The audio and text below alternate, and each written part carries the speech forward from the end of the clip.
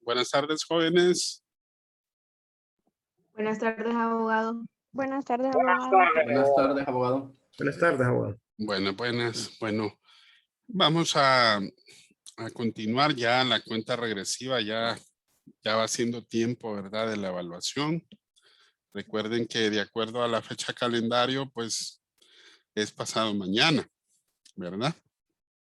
Así que ya a estas alturas, pues tenemos que tener, pues, ya un buen avance en cuanto a lo que es el estudio de la unidad. Bueno, hoy voy a traer a colación, bueno, ante todo siempre preguntarles, ¿tienen alguna duda con respecto al contenido? ¿Alguna duda específica que de repente quieran profundizar en estos momentos, aprovechar? Algo que de repente ustedes quieran tocar antes de proseguir con lo que hemos venido desarrollando de la plenaria.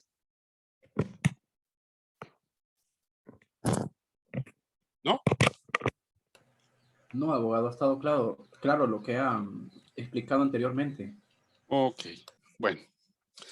Bueno, ya a estas alturas pues hemos hecho pues un buen recorrido de lo que es la parte del contenido. Si ustedes se recuerdan, en la última clase pues vimos lo que era la complejidad de lo que es el conocimiento. Hablamos de la clasificación de las ciencias. Hablamos que toda ciencia se puede determinar o se puede identificar por esos tres elementos que hemos venido desarrollando, ¿verdad? El objeto, el método y el fin. Hablamos de esos tres elementos del derecho, clasificamos las ciencias, de acuerdo a lo que decía Carl Gustav Hempel. También supimos diferenciar una ciencia formal de lo que son las ciencias fácticas o empíricas. Hay que saber determinar, ¿verdad?, cada una de esas características. Y también ya en la parte final, pues nos quedamos en lo que es el video de la aproximación del conocimiento científico. Todo este recorrido, jóvenes, que hemos llegado hasta acá, empezamos con lo que nosotros vimos como el primer atisbo de lo que es ciencia. Recuerden que de acuerdo al origen latino de la palabra scientia, que significa conocimiento, y unido a lo que es el método, pues es el camino para lograr el conocimiento. Entonces, dentro de lo que es ese contexto, hemos venido dentro de lo que es ciencia y ir avanzando en la clasificación de la ciencia. Ampliamos la definición a lo que son ciencias, porque en el video que precisamente se encuentra en la plataforma, este señor que se llama Ferrater Mora, pues él define lo que son las ciencias como aquel modo del conocimiento que aspira a formular leyes por medio de las cuales se rigen los fenómenos. Ahora, todos esos elementos tienen que ver con el conocimiento científico, tienen que ver con lo que es la ciencia. Entonces de ahí sacamos tres características, perdón, sí, podríamos decir que son características de las ciencias, porque recuerden que dentro de la definición de Ferrater Mora, lo que vemos es un sistema de conocimientos y pasa a convertirse de lo que es ciencia en el singular a lo que es ciencias en el plural. Pasando entre medio de eso, la clasificación, por ejemplo, de este señor Aristóteles, que es la clasificación aristotélica, en donde pudimos diferenciar tres tipos de ciencias distintos, de ahí a la clasificación en la Edad Media, llegando a lo que es a la de Carl Gustav Hempel, que vimos precisamente la semana recién pasada. Ahora, hablemos un poquito de esas características del conocimiento. Vamos a preguntar, ¿quién logra identificar, por ejemplo, ¿Por qué? ¿Por qué decimos de que el conocimiento científico es o debe de ser comunicable? Alguien que quiera participar. ¿Por qué será el conocimiento científico comunicable? Yo creo, licenciado, que es porque todos deben tener acceso a ese conocimiento científico. Ujú. En otras palabras, cuando algo se comunica, ¿qué característica debe de tener? Claridad, abogado. Así Que es. que sea entendible también. Ok. Ahí dentro de lo que es el video, tanto Abby como también Jimmy como Olvan pueden ver que lo que dice el video es que dice que debe de ser de fácil dominio. Al decir que es de fácil dominio, es que de alguna manera podamos comunicar y podamos transmitir ese conocimiento. La característica de la comunicabilidad es algo indispensable, porque ¿cómo nosotros vamos a identificar algo que sea un nuevo conocimiento si nosotros mismos no lo hemos asimilado o lo hemos compartido, digamos, con las diferentes personas, perdón, a nivel universal? El conocimiento se convierte en conocimiento porque es comunicable, ¿verdad? Ahora, ¿por qué será el conocimiento también verificable? ¿Qué significa ese término de ser verificable? Que puede ser comprobado, abogado. Ajá, así Eh, es, ¿sí? Que Todo debe de ponerse a prueba, conocimiento, abogado. exacto, todo conocimiento debe de saber ponerse a prueba, ¿verdad? Debe de poder ponerse a prueba. Así es. Ahora, ¿por qué será preciso? ¿En qué valdrá la precisión aquí? A ver. Que Creo que debe de ser cuando, exacto, abogado, que se pueda entender, que se Claro, pueda utilizar un vocabulario que podamos entender y que sea preciso, pues, que no haya como complicación para poder entender ese conocimiento nuevo. así es. Si se fija algo clara y demás compañeros, es que la exactitud debe de ser en la medida de lo que sea posible. ¿Por qué decimos que debe de ser en la medida de lo que sea posible? Porque recuerden que lo que hoy es conocimiento, posiblemente mañana deje de serlo y se renueve con un nuevo conocimiento. Entonces, las técnicas, los métodos, las formas de poder adquirir ese conocimiento y dicha precisión van a ir cambiando conforme al tiempo, ¿verdad? Y conforme a cómo se vaya desarrollando ese nuevo conocimiento. Así es.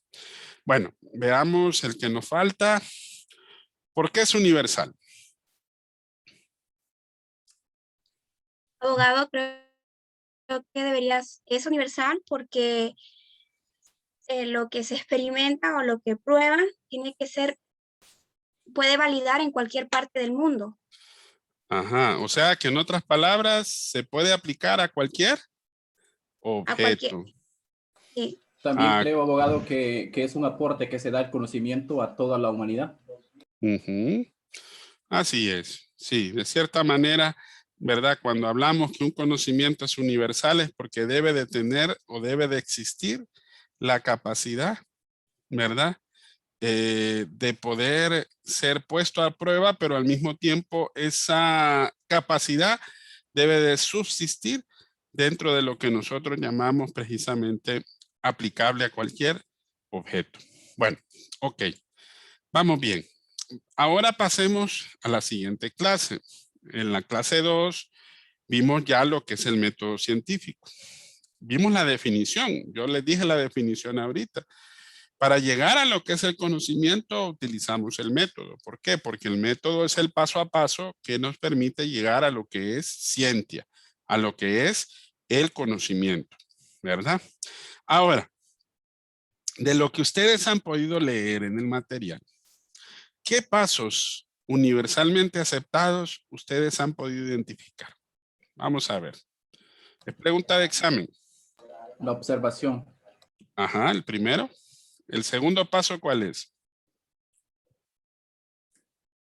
La hipótesis.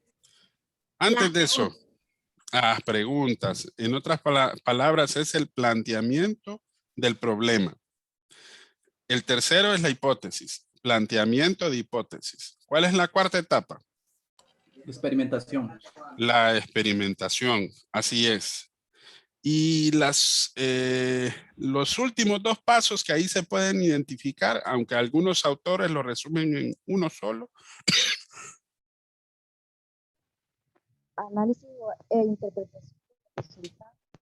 Ok, pero ahí más que todo, estimada Jensi, lo que pasa es que llegamos al final a lo que es la formulación de lo que nosotros correspondemos como teorías o formulación de leyes. Entonces, solo para hacer un poquito de amplitud en este sentido, los pasos universalmente aceptados son 6. Plantear observación, plantear el problema, plantear la hipótesis, la etapa de experimentación o comprobación de hipótesis, formulación de teorías y constitución de leyes del conocimiento. Pero hay otros autores, si ustedes ven los videos que ahí aparecen 3 videos distintos, o 2 videos, perdón, en los cuales vemos que desarrollan esa parte que decía Jensi. ¿Por qué hablamos del análisis y la interpretación de los resultados? Porque eso es parte de la etapa de experimentación. Porque el resultado de la etapa de la experimentación es precisamente consecuentemente lo que dice precisamente Jensi. Y eso llega a lo que es la formulación de teorías y constitución de leyes del conocimiento. De ahí es que nosotros vamos a comprobar si la hipótesis es verdadera o si la hipótesis es falsa. Vamos a ver si alguno ha leído un poquito el material. Bueno, me imagino que ya leyeron más bien porque estamos, como quien dice, a la vuelta de la esquina de la evaluación. ¿Qué pasa dentro de lo que es la formulación de un planteamiento de un problema? ¿Qué pasa cuando de repente dentro del proceso del método científico identificamos que la hipótesis es falsa? ¿Qué pasaría? Veamos a ver si han leído o han visto los videos o el material que se encuentra precisamente dentro de la clase 1 y 2. ¿Es como que se niega la hipótesis, abogado? ¿Sí? ¿Se niega? ¿Qué es lo que pasaría si se negara la hipótesis? Existe una falsabilidad. Posiblemente, pero ojo, recuerde, Olvan, que esa es una de las características que debe de tener el método, o sea, que la falsabilidad es algo que es requerido siempre en la medida de lo que sea posible. Pero ¿qué pasa cuando de repente usted identifica que dentro del planteamiento del problema, dentro de la formulación de la hipótesis y en la etapa de la comprobación de cada uno de esos resultados llega a surgir que la hipótesis es falsa? Bueno, se lo voy a compartir, creo que aquí lo tengo el video, para que ustedes puedan ver qué es lo que pasa. Y creo que ustedes pudieron verlo dentro de lo que son los métodos. Creo que aquí está, permítanme. Ahorita se los comparto, solo para que lo miren en el sentido de lo que pasaría o explicarles qué es lo que pasaría. Aquí está. Miren, ese es el proceso de los métodos de la ciencia. Es lo que estamos viendo precisamente en la clase número 2. Observamos, planteamos el problema, formulamos hipótesis, la confirmación y el análisis de la interpretación de los resultados es lo que nosotros va a poder generar lo que son precisamente lo que está al final, que es una nueva ley o una nueva teoría, ¿ok? Pero esto que es 4 y 5 es en una etapa que se llama comprobación de hipótesis. Ahí es donde nosotros vamos a arrojar esos 2 últimos pasos, que es la ley, formulación de una ley del conocimiento o formulación de una teoría del conocimiento.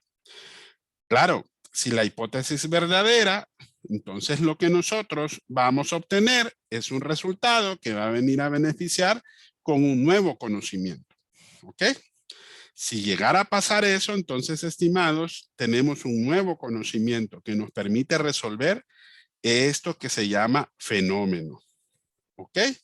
Le queremos dar una respuesta a ese fenómeno. Pero ¿qué pasa si la hipótesis es falsa? Entonces, esto no queda hasta aquí. No significa que de repente no hizo nada, no, para nada. Precisamente lo que pasa es que hay que volver otra vez a fases previas y llegamos a lo que es el planteamiento del problema. Y a partir de ahí nosotros identificamos y volvemos a reformular el problema. Volvemos otra vez a formular la hipótesis. Y ahí es cuando ya nos proponemos aplicar las diferentes técnicas o métodos en la fase de experimentación. ¿Para qué? Pues para obtener ese nuevo conocimiento, que es la hipótesis verdadera. Si lo comprobamos, entonces, mis estimados, lo que vamos a constituir es una nueva ley del conocimiento o una nueva teoría del conocimiento, ¿verdad? Eso a manera de explicación de lo que yo les estaba, pues, precisamente comentando, ¿verdad?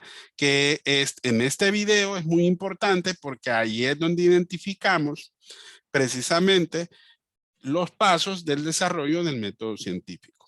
Ahora, algunos autores, como les decía, determinan 4 pasos. Lo resumen en 4. Son siempre los mismos 6, pero a veces lo resumen en 4. ¿Cómo? Bueno, el primer paso para algunos autores, el primer paso es el plantear el problema. ¿Por qué? Porque está sobreentendido que para poder plantear el problema hay que hacer la observación. Entonces, algunos autores lo resumen en ese primer paso. Después, el segundo paso es el planteamiento de la hipótesis. Después viene la experimentación o comprobación de la hipótesis. Y el último paso es cuando llegamos a formular una ley o teoría del conocimiento. Entonces, si se fijan, se puede resumir también en 4 pasos. Pero universalmente aceptados son 6, de los que nosotros planteamos precisamente en el ejemplo anterior. Bueno, ahora hablemos de algunos métodos. Me imagino que ustedes vieron algunas características de los métodos. En examen, por ejemplo, les puedo preguntar algunas características de los métodos. ¿Qué diferencia hay, por ejemplo, entre el método inductivo o deductivo? Entre el método sintético y analítico. Porque ambos son muy parecidos, pero tienen ciertas diferencias que les permiten como ser el opuesto de uno con respecto al otro. Vaya, hablemos del inductivo y del deductivo. ¿Qué fue lo que ustedes pudieron leer de lo que es el método inductivo y el método deductivo? ¿Algún voluntario?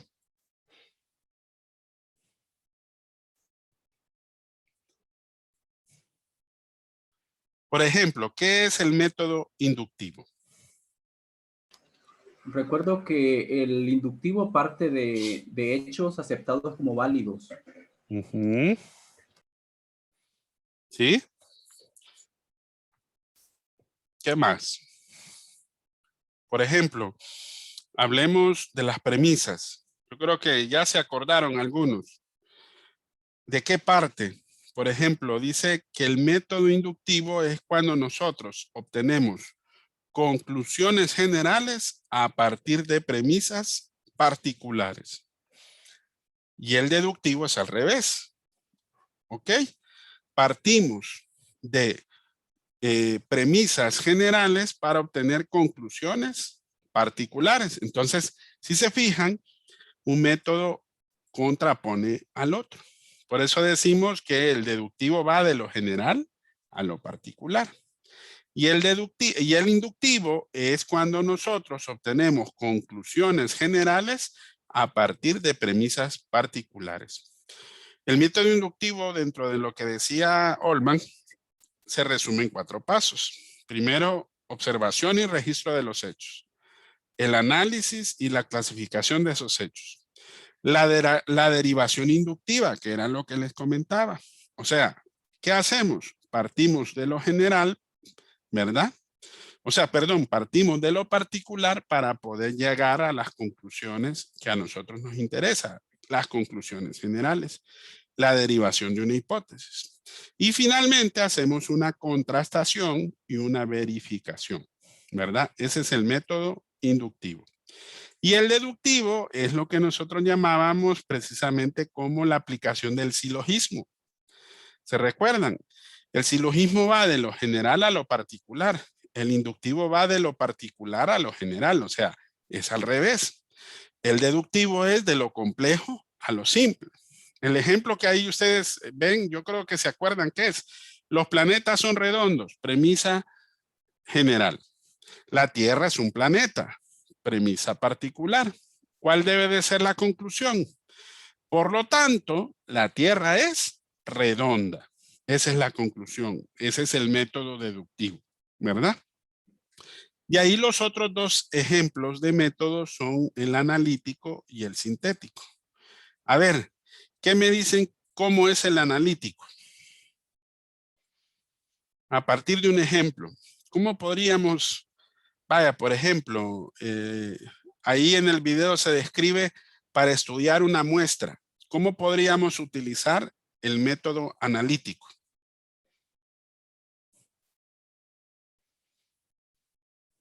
Pregunta de examen. Se descomponen las partes para estudiarlas de una manera individual. Ok, en otras palabras, usted lo que hace es que para poder conocer perfectamente el fenómeno, hay que descomponerlo en partes. Va, imagínense que nosotros queremos estudiar una muestra de sangre. Bueno, ¿la sangre de qué está compuesta? De plaquetas, de glóbulos rojos, de glóbulos blancos, etcétera, etcétera. ¿Ok?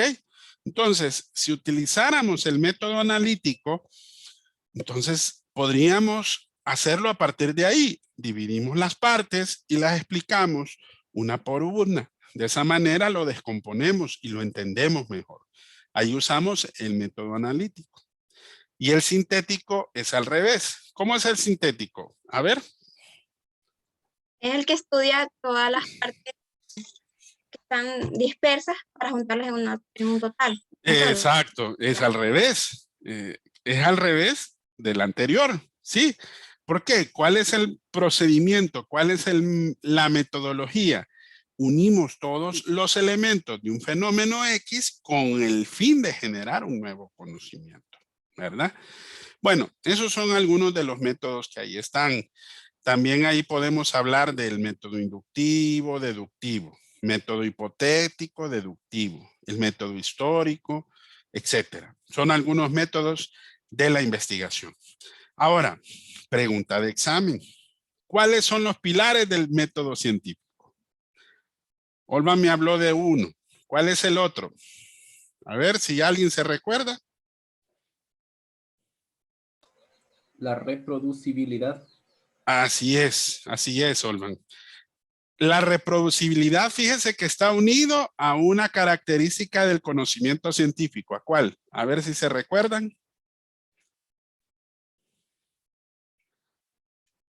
¿Se recuerdan? Ajá. ¿Los experimentos? No. Hay 6 características del conocimiento, que es sistemático, universal, es preciso, es verificable. Reproducibilidad. Sí, pero la reproducibilidad está unido a uno de esos. ¿A cuál? Que el conocimiento debe de ser comunicable a la publicidad de los resultados. ¿Por qué la reproducibilidad está unido a la comunicación de los resultados? Porque para que usted pueda reproducirlo, tiene que usted transmitir sus resultados. Tiene que comunicar cuáles fueron sus hallazgos y de esa manera poder cumplir la otra característica, la refutabilidad. ¿Qué es la refutabilidad? A ver, la reproducibilidad está fácil porque es la capacidad de poder repetir un experimento aquí como cualquier lugar y de poder publicitar dichos resultados para poder contrastarlos. Pero, ¿cuál es la falsibilidad o la llamada refutabilidad?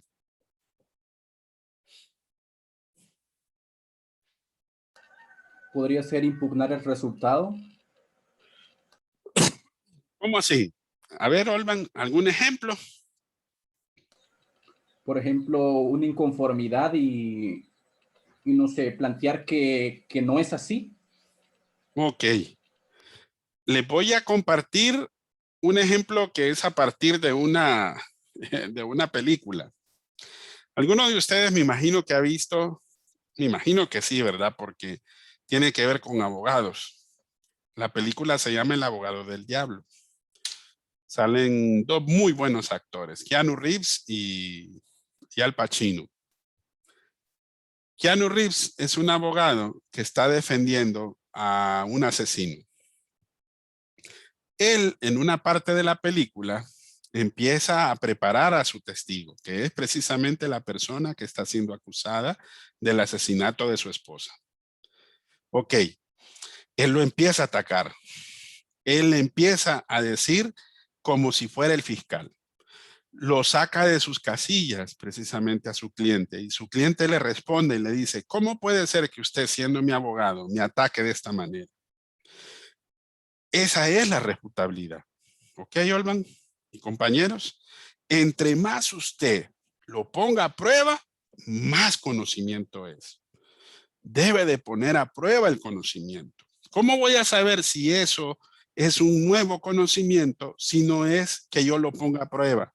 Si no es que yo refute o identifique que es falsable o no, precisamente ese conocimiento. Por eso se llama dentro de lo que es la falsabilidad o el falsacionismo, que es una tendencia dentro del estudio de la misma ciencia. ¿Por qué? Porque entre más lo comprobamos, más conocimiento es. ¿Cuál fue la intención de su abogado? Bueno, él explicó al final, mire, yo hice como que fuera el fiscal. Exactamente así como el fiscal lo va a poner a prueba, usted tiene que contestar.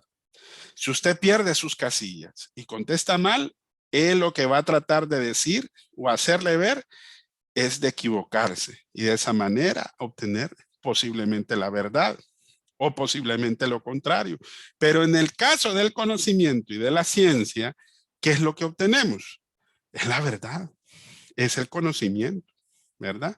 Por eso es un pilar del método científico, ¿verdad? La reproducibilidad y la falsabilidad.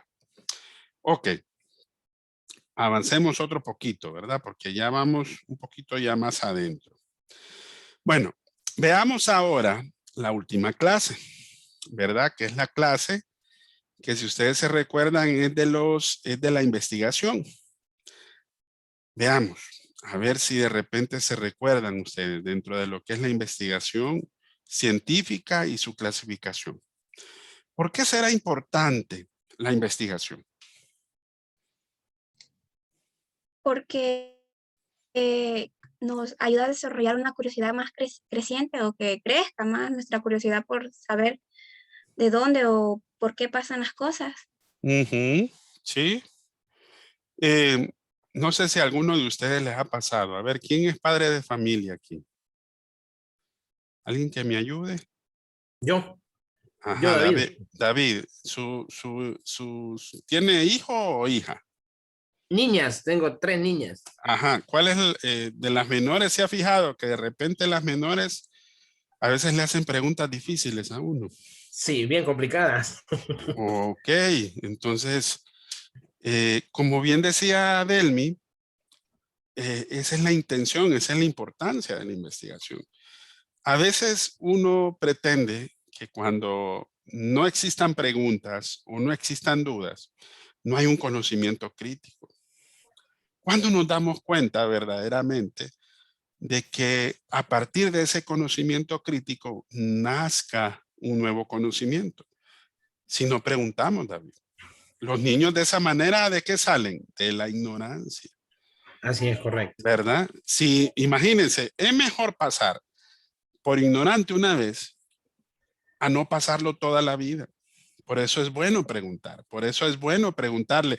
Miren, yo me acuerdo que una vez me decía mi bisabuelo, a ver, bueno, yo no llegué a conocer a mi bisabuelo, pero mi abuelo sí me decía con respecto a su padre, que era un campesino y que no se había preparado ni sacado ni siquiera el 6º grado. Y le decía así, ¿cómo puedo yo llegar a tener un conocimiento? Y le dijo en su propio idioma, estudie, mijo, estudie. Porque a partir del estudio usted va a salir precisamente de la ignorancia. Entonces, como decía Delmi, el sentido crítico y la intención de mejorar ese estudio nos permite tener un mejor contacto ¿con qué? Con la realidad que tenemos aquí al lado. ¿O es bueno quedarse con un solo criterio? ¿Qué piensan ustedes de las sedes, por ejemplo? Hoy, por ejemplo, me llenó de, o sea, de algo muy especial. Ayer no pude yo estar en el claustro de profesores. Y hoy logré leer la posición del claustro de profesores con respecto a, a este tema político, tema jurídico también y social, actualmente económico. Imagínense todo lo que abarca este tema tan delicado de las sedes, que pude evidenciar una ponencia muy bien fundamentada con respecto a eso. Y he estado viendo también las opiniones encontradas, porque ¿qué es lo que debe de intentar hacer la investigación? Por eso es importante generar su propio criterio. Es un estímulo a la actividad intelectual. Se crea más, ¿verdad?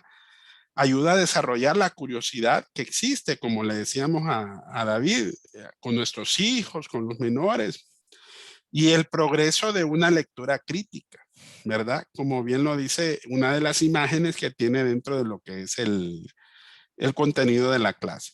Bueno, pero no nos vamos a quedar ahí solamente. Ahora, si ustedes se recuerdan, existen dos tipos de investigación. ¿Cuáles son los dos tipos de investigación que identificamos aquí? O los dos enfoques investigativos más conocidos. A ver si se recuerdan. ¿Cuáles son? Cualitativo y cuantitativo. ¿Cuál, Kenia? Disculpe, no la escuché muy bien. El cuantitativo y cualitativo. Así es, el cuantitativo y el cualitativo. ¿Cuál creen ustedes que serán las diferencias entre uno y el otro? ¿Por qué tendremos esos dos enfoques? El cuantitativo se basa más en lo que son números o estadísticas, análisis estadísticos. Y el cualitativo no se basa en mediciones numéricas, sino que se basa más en lo que son descripciones, observaciones y análisis. Así es. Si usted ve el enfoque cualitativo, dichas observaciones, más que todo lo que pretende es descubrir e interpretar de una manera más profunda, ¿verdad? Al objeto de estudio o al sujeto que estamos estudiando. Ahí ustedes van a encontrar diferentes características de cada uno de los enfoques, ¿verdad? Que los determina muy bien. Vaya, por ejemplo, en el caso del enfoque cualitativo y el cuantitativo, son más o menos 10 de uno y 9 características del otro, ¿verdad? Imagínense. Y siempre se genera una duda, porque en el caso nuestro, el enfoque que vamos a desarrollar en la segunda unidad es el enfoque cuantitativo, que es uno de los que más se utiliza en el medio de investigación. De ahí viene la pregunta también, ¿cuál será el mejor? ¿Cuál de los dos enfoques será mejor? ¿Qué es lo que dice la literatura con respecto a eso? A ver si se recuerdan ustedes. Que ninguno de los dos es más valioso, que ambos han dado grandes aportes al conocimiento. En otras palabras, va a depender también, ¿verdad? De cómo nosotros queramos desarrollar el enfoque al cual de repente pretenda lograr el objetivo que nosotros queramos. Vaya, por ejemplo, si nos vamos por el enfoque cuantitativo, ¿cuál va a ser la magnitud o medir, por ejemplo, el conteo y la magnitud de los fenómenos, ¿verdad? El control sobre los mismos, la posibilidad de generalizar sobre los resultados más ampliamente, o ver, por ejemplo, a profundidad, con una riqueza más interpretativa, con una contextualización del ambiente o entorno. Claro, si ustedes se fijan en ambas características, hay diferencias en cuanto a los sujetos que vamos a aplicarle las diferentes técnicas de investigación. Porque, por ejemplo, no puedo aplicar el cualitativo, por ejemplo, a muchas personas. De ahí la diferencia entre uno y el otro, ¿verdad? Si ustedes se fijan, dentro del contenido logramos diferenciarlos. El objetivo del cuantitativo, ¿cuál es? Ver muchos casos. Es más disperso, es más de aplicación general. El cualitativo no, es uno o pocos casos. Ya, por ejemplo, entrevistar a 5 personas es un trabajo.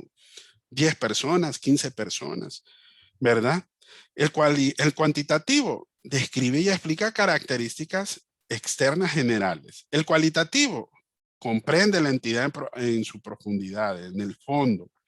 El cuantitativo se centra en aspectos que son susceptibles de cuantificar. Y el cualitativo, descubrir el sentido y el significado de las diferentes acciones, que en este caso son las acciones sociales. Claro, ahí podemos ver algunas de las pocas diferencias en ese último cuadro que ustedes ven, si no más recuerdo, al final de la lección.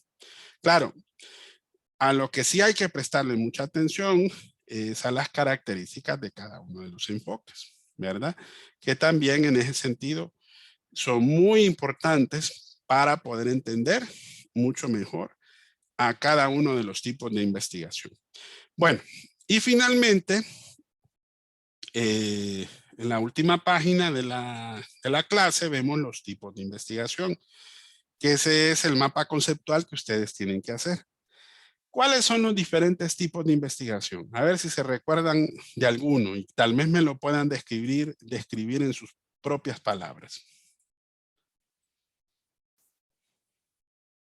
La historia, abogado. El histórico, sí. El histórico que analiza eventos de qué? De la historia. Eventos del pasado para El presente dice y el futuro. Así es, sí. ¿Qué características? Bueno, esas características son propias del mapa conceptual que cada uno de los grupos deben de saber diferenciar, porque hay características de la investigación histórica, por ejemplo. La documental, ¿en qué se centra? En los papeles, en la información registrada sobre el objeto de estudio. Vaya, la correlacional, ¿qué implica? ¿Relación entre qué? La población. Ajá. O sea, en otras... Variables de una población. Exacto. Ver el nivel de la relación entre variables de la población estudiada, ¿verdad? La explicativa, el porqué de los fenómenos, ¿verdad? El estudio de casos, que es un poquito más puntual. O sea, analiza un caso en específico para ver el universo, ¿verdad? En cuanto a ese caso en particular, ¿verdad? Y ver cómo se aplica a ese estudio de casos. Y así sucesivamente. Ahí ustedes pueden identificar la experimental, la longitudinal. Creo que en total, si no más recuerdo, son 7, ¿verdad? 9, perdón. 9. Son 9, exacto, son 9. Son 9 los tipos de investigación, ¿verdad? Y aún hay otros autores que pueden mencionar muchas más. Bueno, mis estimados, con esto llegaríamos a esta parte del contenido que es, como quien dice, la parte más toral de lo que es cada una de las clases y unidades, ¿verdad? Mañana, estimados, lo que vamos a hacer es, vamos a traer sus dudas, ¿verdad? Si hay dudas específicas, ¿verdad? Yo con todo gusto mañana les digo, miren, esto es lo que me interesa, que ustedes sepan, esto es lo que vamos a evaluar de cierta forma, hay que conocer de esto, hay que conocer de lo otro, pero importante que ustedes también traigan sus dudas para que de esa manera el día de mañana podamos poder profundizar en relación a lo que nosotros estamos por evaluar pasado mañana, ¿verdad? Así que nos vamos a quedar hasta acá, ¿verdad? Nos vamos a quedar hasta acá y mañana pues aprovechemos a evacuar esas dudas específicas que tenemos de todo el contenido de las 3 clases y de toda la unidad, ¿verdad? Así que nos vemos mañana, si Dios lo permite. Hasta mañana. Gracias, abogado. Buenas tardes. Gracias, abogado. Gracias, abogado. buenas tardes. Vaya, buenas tardes. Hasta Hasta pronto. luego. Bueno.